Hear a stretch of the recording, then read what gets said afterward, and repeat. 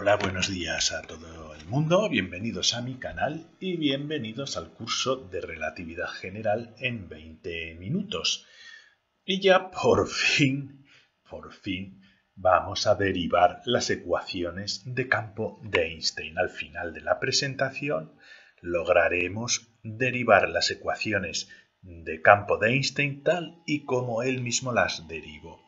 Si os interesan estos temas, os invito a suscribiros a mi canal pinchando en el pequeño ratoncito que iréis viendo aquí. ¿Por qué la ecuación de campo, las ecuaciones de campo son tan importantes? Esta es la ecuación de campo de Einstein, ¿no?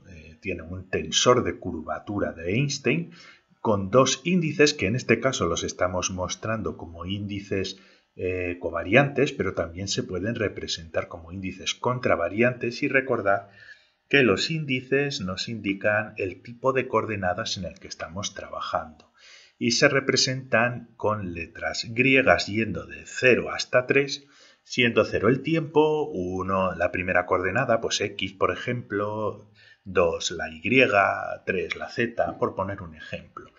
Y este tensor de curvatura está igualado al tensor de energía y momento, que ya lo hemos derivado previamente en este curso, multiplicado por una constante 8πg dividido c a la cuarta. Al final de la presentación os dejaré un enlace a la lección anterior y también al curso de relatividad general para que podáis tener acceso a todas las lecciones de una manera sencilla. Bueno, pues su resolución nos permite describir fenómenos que previamente no asociábamos a la gravitación, como por ejemplo las ondas gravitatorias, de las cuales ya hemos hablado en alguna de las lecciones. También la descripción de las órbitas de los planetas y los satélites con mucha precisión alrededor de los soles o de los planetas o incluso la dinámica de las galaxias. Luego también nos permitió describir la precesión del perihelio de los planetas que no podía explicarse exclusivamente con la física newtoniana, porque la precesión de los planetas es algo que ya se sabía desde hace tiempo y como ya veremos más adelante, se podía calcular por un método de perturbación de acuerdo a la gravitación que ejercían otros planetas, como Júpiter o Saturno, sobre los planetas, pero siempre quedaba un ángulo residual. Fijaos cómo se mueve, por ejemplo, este planeta va cambiando la rotación del perihelio del planeta y este tipo de cambio en las órbitas viene porque está perturbada por gravitación con otros planetas, pero una pequeña porción está generada exclusivamente por fenómenos relativistas, por una pequeña corrección que hay que introducir a las órbitas utilizando las ecuaciones de campo de Einstein. Esto ya lo veremos con un poquito más de tranquilidad. También permitió resolver las ecuaciones de campo de Einstein, describir cosas como los agujeros negros, de los cuales pues ya hablaremos un poquito más, ¿no? Que son unos objetos debidos al colapso gravitatorio de las estrellas en los cuales pues la luz pues no puede escapar, ¿no?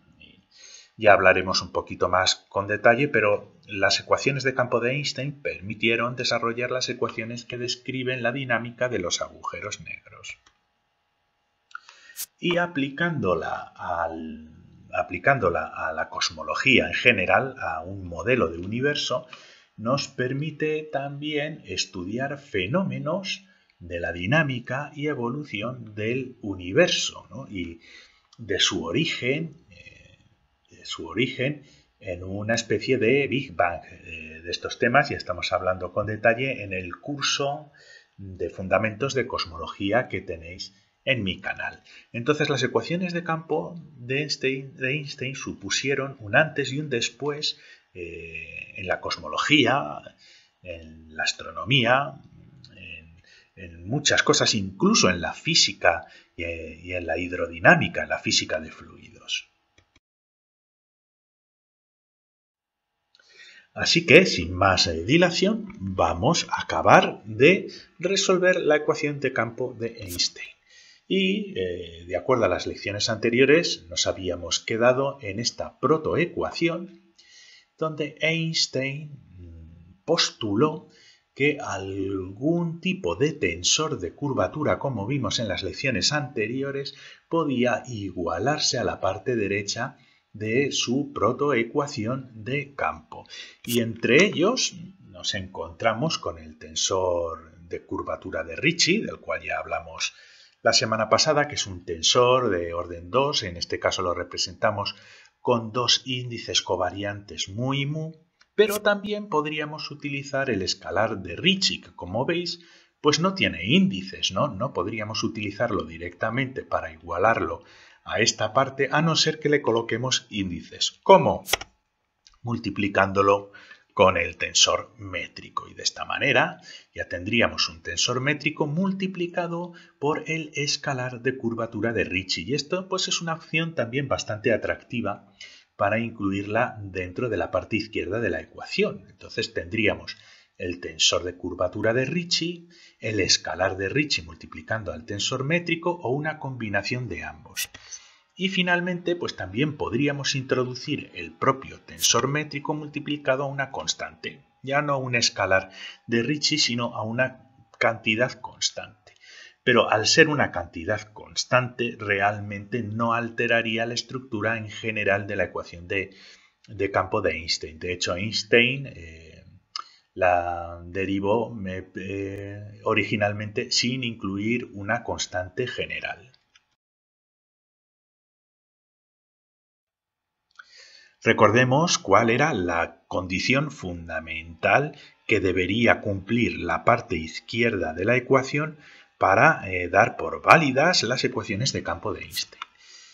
Tenemos aquí nuestra ecuación y vimos en una de las lecciones anteriores, yo os invito a visualizar el curso desde el principio, vimos que tenía que cumplir esta condición, que el tensor de energía y momento cumplía la ecuación de continuidad.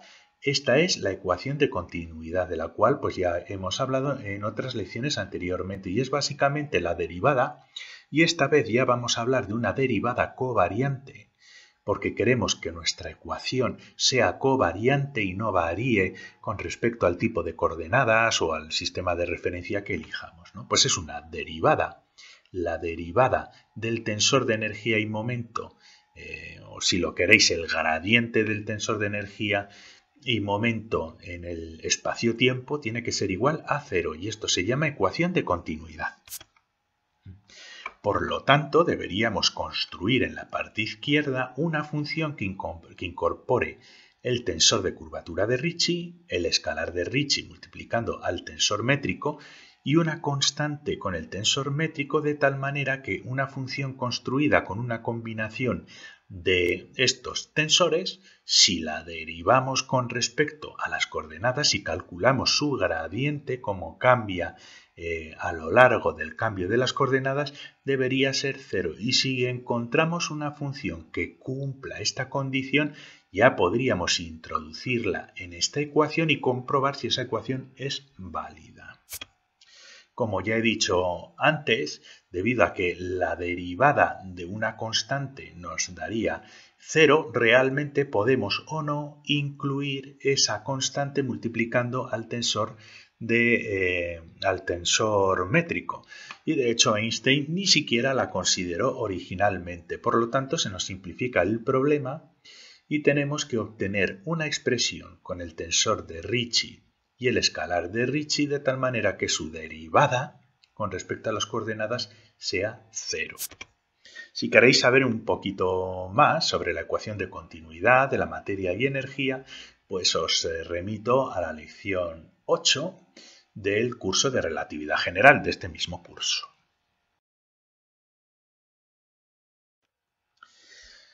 ¿Qué pasa? Pues que realmente ya disponemos de esa ecuación, pero es una ecuación un poquito más complicada y que ya se había descrito anteriormente y se denomina las identidades de Bianchi. ¿Y cuáles son? Pues fijaos, son estas. Es básicamente la ecuación de continuidad, pero para el tensor de curvatura de Riemann, que tiene 4 índices. Anteriormente os había enseñado el tensor de curvatura de Riemann con un índice contravariante que puede estar aquí o puede estar ahí. Da igual, como vosotros sabéis, en cálculo tensorial podemos subir y bajar índices a nuestro antojo mientras que conservemos las posiciones en las igualdades. Pues por lo tanto, fijaos, la derivada en la coordenada alfa del tensor de Riemann más la derivada en la coordenada gamma del tensor de Riemann más la derivada del tensor de Riemann una coordenada beta es igual a 0 y esto se llaman las identidades de Bianchi. Y básicamente pues es eso, es como una especie de gradiente en las coordenadas alfa, gamma y beta del tensor de curvatura de Riemann. Entonces nosotros lo que vamos a hacer para poder dar con la expresión correcta que nos cumpla esta condición de la ecuación de continuidad, pero utilizando el tensor de Ricci, es convertir estos tensores de Riemann en el tensor de curvatura de Ricci y en el escalar de Ricci. Así que lo que vamos a hacer es vamos a realizar paso por paso, voy a ir muy lento, varios pasos de contracciones, de subidas y bajadas de índices, y eso lo vamos a hacer con el tensor métrico. ¿De acuerdo? Entonces vamos a hacer varios pasos para intentar retransformar esta ecuación y ponerla en función del tensor de curvatura de Ricci y el escalar de Ricci. Así que lo que vamos a hacer, primero vamos a cambiar el orden de los índices de la segunda expresión. Entonces vamos a colocar el beta por delante y el alfa por detrás. No hemos hablado con detalle sobre estos temas, pero estos índices que veis aquí son índices antisimétricos. Eso significa que si nosotros movemos el beta y lo intercambiamos por el alfa, esta expresión va a cambiar de signo, ¿de acuerdo? Por las simetrías del tensor de Riemann. Es decir, si este componente del tensor de Riemann es positivo, el componente que tiene el beta aquí y el alfa aquí es negativo. Y lo mismo sucede con este par de índices, el primero y el segundo, que son también antisimétricos. Y vamos a aprovechar esa propiedad. Y lo que queremos hacer es, queremos lograr que esta parte de la expresión adquiera un signo negativo. Y para ello vamos a intercambiar la posición de estos dos índices. ¿Vale? Entonces ahora el beta está por delante, el alfa está por detrás y hemos cambiado el signo de nuestro segundo componente de la identidad de Bianchi, que está aquí. Muy bien. ¿Y qué podemos hacer ahora? Pues fijaos, lo que vamos a intentar hacer, ahora simplificar el tensor de Riemann disminuyendo grados de libertad, disminuyendo dimensiones. Lo que vamos a intentar hacer es pasar de tener 4 índices a 2 índices. Y eso ya lo hicimos en las lecciones pasadas. Vamos a contraer algunos de los índices para reducir la dimensionalidad de esta ecuación. Y lo que vamos a hacer es una contracción con el tensor métrico con los índices contravariantes mu y beta. Aquí no hay que comerse mucho la cabeza. Una contracción con este tensor, que implica como una multiplicación, si veis este mu y este beta, van a simplificar este mu y este beta y estos índices van a desaparecer por contracción. Así que podremos quitar este mu y este beta y nos va a quedar un componente R, nu y gamma. Solo con 2 índices ya hemos transformado este en un componente del tensor de Ricci. Y fijaos, lo mismo nos va a pasar con este mu y este beta por la contracción. Y fijaos además que están en las mismas posiciones relativas, con lo cual este signo pues no va a cambiar, ¿de acuerdo? ¿Y qué es lo que sucede con esta tercera combinación? En este caso no vamos a poder reducir la dimensionalidad, pero este mu se va a simplificar con este mu y este beta nos va a quedar en este componente, pero como contravariante, aquí arriba. ¿De acuerdo? Este mu desaparece y se nos transforma en un beta que está contravariante, aquí arriba. Nos simplifica varios de los índices y nos quedamos con lo siguiente, fijaos. Ya tenemos una derivada en alfa de un componente del tensor de Ricci en mu y gamma menos una derivada en la coordenada gamma del tensor de Ricci en nu y alfa más una derivada en beta de un tensor de Riemann con este beta contravariante con mu, gamma y alfa. Entonces tenemos que seguir trabajando esta parte de la ecuación para intentar reconvertirla en una expresión con un tensor de Ricci. Tenemos que volver a disminuir la dimensionalidad en este término. ¿Vale? Y de paso vamos en primer lugar a cambiar el signo de esta tercera, tercera expresión. Y vamos a hacer lo mismo de antes, vamos a intercambiar los índices. ¿Y qué vamos a hacer? Como este y este son índices antisimétricos, este nu lo vamos a pasar por delante y este beta nos va a quedar en segunda posición y así cambiamos esto al signo negativo. ¿Veis? No hemos hecho otra cosa más que intercambiar la posición de estos signos.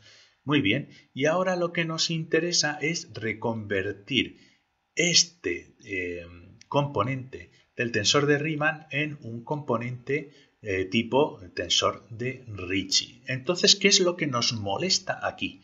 Nos molesta este beta, nos molesta este gamma, porque nos gustaría quedarnos con el tensor de Ricci en nu y en alfa. Entonces vamos a hacer otra operación.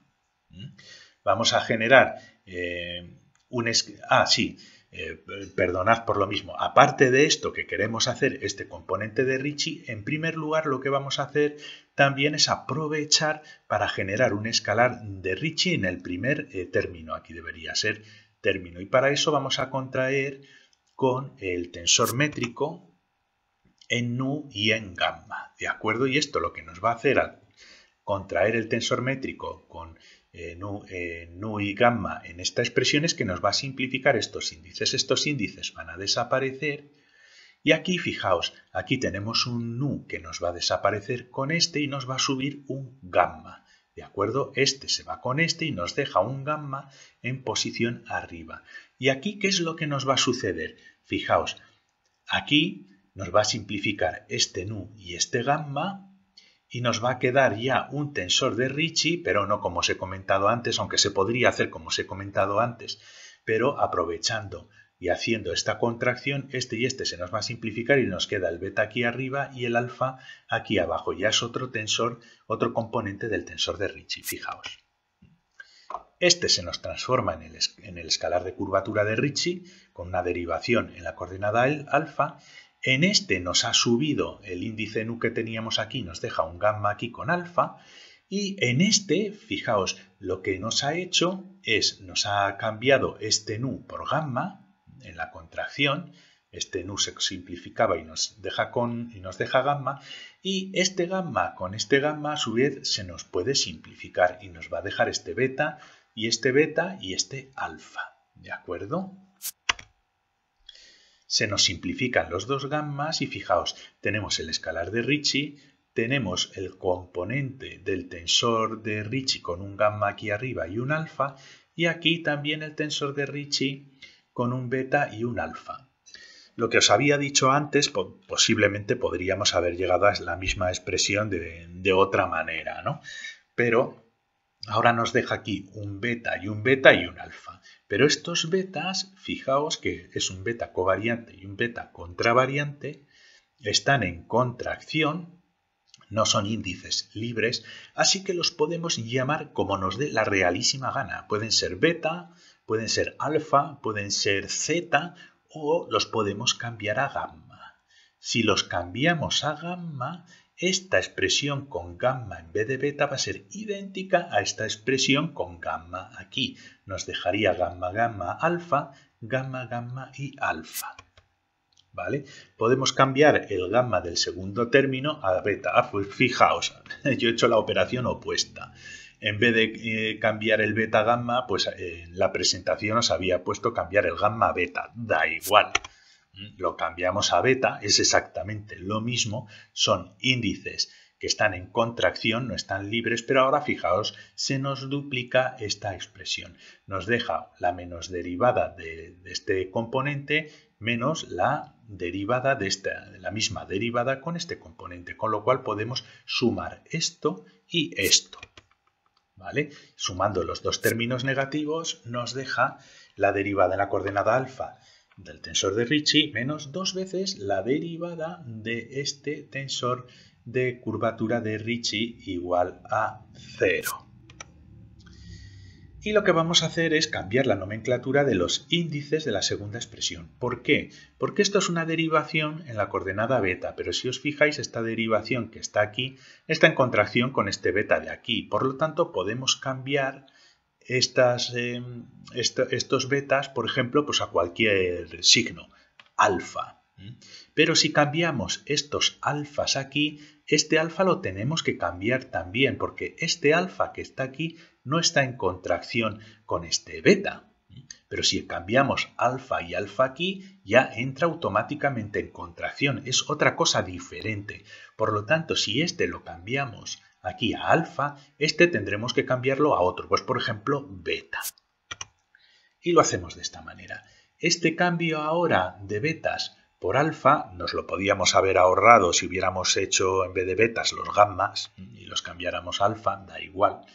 Pero fijaos, aquí vemos ahora que es una derivada en alfa y otra derivada en alfa. Por lo tanto, ahora podemos factorizar esta derivada como si fuera un operador. Así que factorizamos la derivación, ¿vale? Y cambiamos los signos porque está igualado a 0. A mí me gusta tener este término, el término con el tensor de curvatura alfa y beta en positivo y este en negativo. Y fijaos, nos deja ahora esta expresión con este 2 menos el escalar de curvatura de Ricci. Lo que podemos hacer es dividir también todo esto entre 2, porque es así como se hizo originalmente, para quitarnos este 2 de aquí y dividir este término aquí. ¿Vale? Dividimos entre 2 para que nos quede más bonito.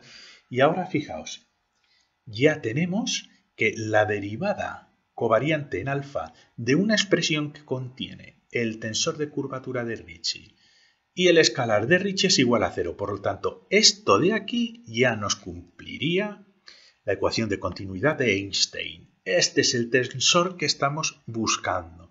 Pero claro, en la ecuación de Einstein los dos no tenemos un tensor con índices mixtos. Tenemos un tensor que lo podemos poner como covariantes los dos o como contravariantes, da igual. Entonces lo que vamos a intentar hacer es igualar esta expresión de tal manera que nos deje los índices los dos arriba o los dos abajo. No me acuerdo cómo lo puse en la presentación, vamos a verlo. Subamos el índice beta, decidí hacerlos contravariantes. Vamos a subir el índice beta para que el tensor de índice de Ricci tenga dos índices contravariantes. ¿Cómo subimos los índices? Contrayendo con el tensor métrico y contraemos este y contraemos este con el tensor métrico. ¿Qué tensor métrico? Pues este de aquí, el que tiene un índice beta contravariante y un mu contravariante. Entonces, cuando hagamos la contracción con esto, el beta con el beta se nos va a simplificar y nos va a dejar el índice mu aquí arriba. ¿Vale? Este con este se va y nos deja el mu aquí arriba. Y este de aquí es un número, es el escalar de curvatura de Ricci, que simplemente va a multiplicar a este tensor métrico que nos va a aparecer aquí. Lo ponemos y este es el resultado. Tenemos el tensor de Ricci, los componentes en alfa mu, menos un medio del escalar de Ricci con el tensor métrico en beta y mu. Pero claro, aquí tenemos un alfa y mu, aquí tenemos un beta y mu. Estaría bien cambiar este por un beta para que fueran los dos iguales. Pero si cambiamos este por un beta, también tenemos que cambiar esta derivación por un beta porque están en contracción. Pero podemos hacerlo, ¿no? Cambiemos el alfa por el beta, no pasa nada, podíamos cambiarlo por epsilon o por lo que vosotros queráis en la derivación. Y así, de esta manera, tenemos que la derivada en beta del tensor de Ricci beta mu menos 1/2 del escalar de curvatura de Ricci por el tensor métrico beta inu es igual a 0. Esto de aquí es la ecuación de continuidad que se cumple para esta combinación del tensor de Ricci y el escalar de Ricci.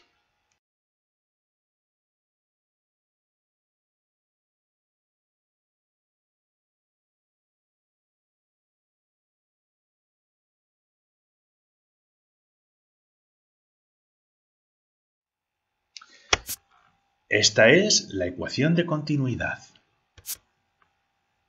¿De acuerdo? Lo ponemos como mu y nu, porque, bueno, es clásico en relatividad general, en vez de alfa, beta, gamma, el mu y nu por las coordenadas, ¿no? Esta derivación. Y este de aquí se puede rebautizar como el tensor de curvatura de Einstein, ¿vale? Porque derivo su tensor de curvatura de Einstein a partir de esta combinación del tensor de curvatura de Ricci y el escalar de Ricci. ¿Vale? Este es el tensor de curvatura de Einstein con los índices contravariantes, que es este de aquí. Y así nos queda la ecuación de campo de Einstein. Habíamos partido de esta expresión con una expresión que nos indique curvatura. Lo podemos sustituir por el tensor de curvatura de Einstein. Esto nos informa sobre la curvatura del espacio-tiempo, que se iguala a la densidad de energía y momento aquí en forma del tensor de energía y momento. Pero ya veis que estos son contravariantes y este es covariante, pero no pasa nada. Esto simplemente los ponemos aquí abajo y punto. Vamos, no pasa nada. Ahora sí es una ecuación tensorial como Dios manda. La curvatura es igual a la densidad de energía y momento y además esto cumple la ecuación de continuidad y esto cumple la ecuación de continuidad.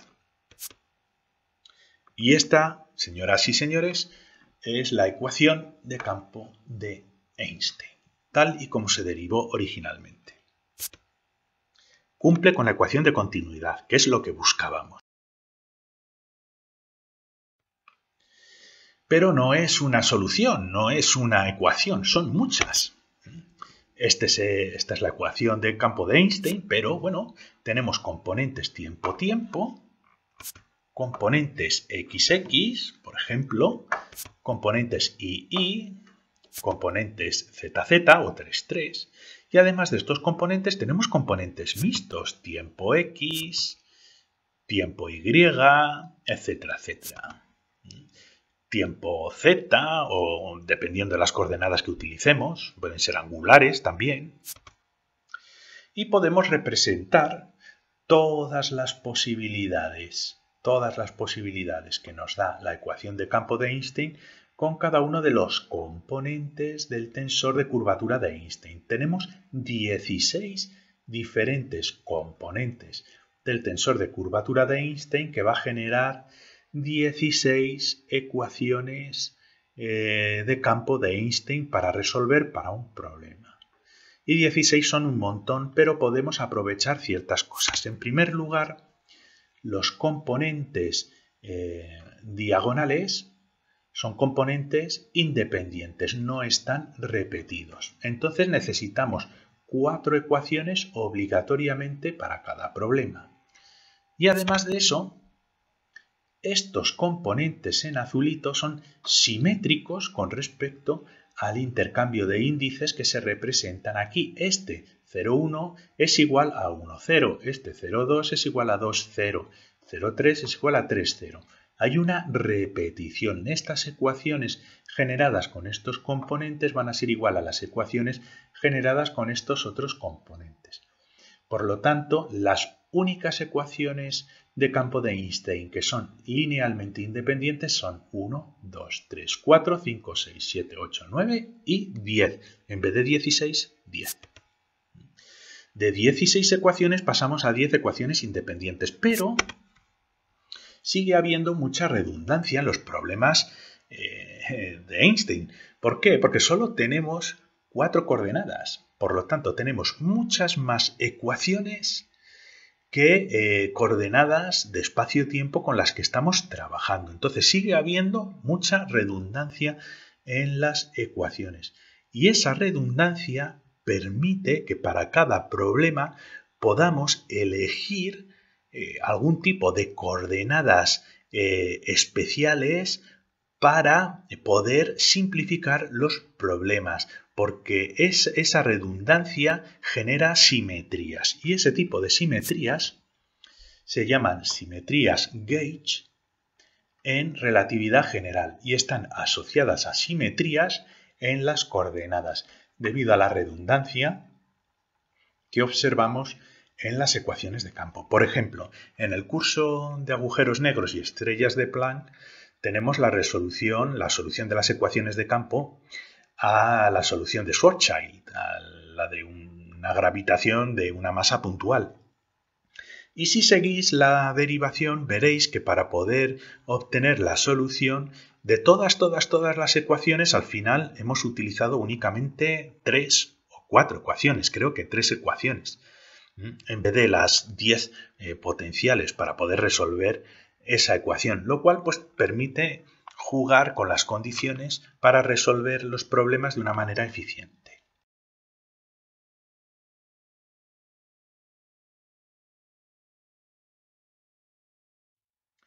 Las conclusiones de esta lección, bueno, pues aquí finalizaría el curso de relatividad general, es decir, si no queréis continuar en las siguientes lecciones, con esta lección ya es suficiente como para que aprendáis las cosas básicas de la relatividad general.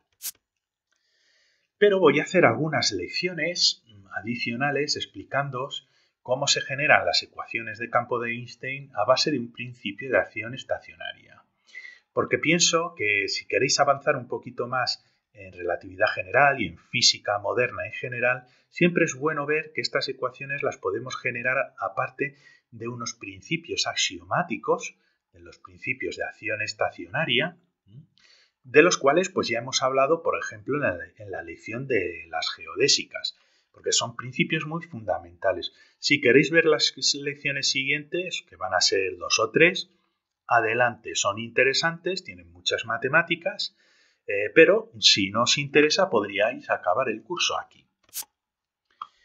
Y aparte de estas lecciones adicionales con el principio de acción, también voy a hablar un poquito de cómo quiero continuar este curso de relatividad general realizando un curso de relatividad general avanzada, donde hablaremos de las soluciones a las ecuaciones de campo de Einstein. Pues muchas gracias por vuestra atención. Os voy a dejar aquí unos enlaces al curso de relatividad general y también un enlace a la lección anterior. Y os recuerdo que si os interesan estos temas os podéis suscribir pinchando en el ratoncito que veréis aquí o aquí. Muchas gracias y hasta la próxima lección.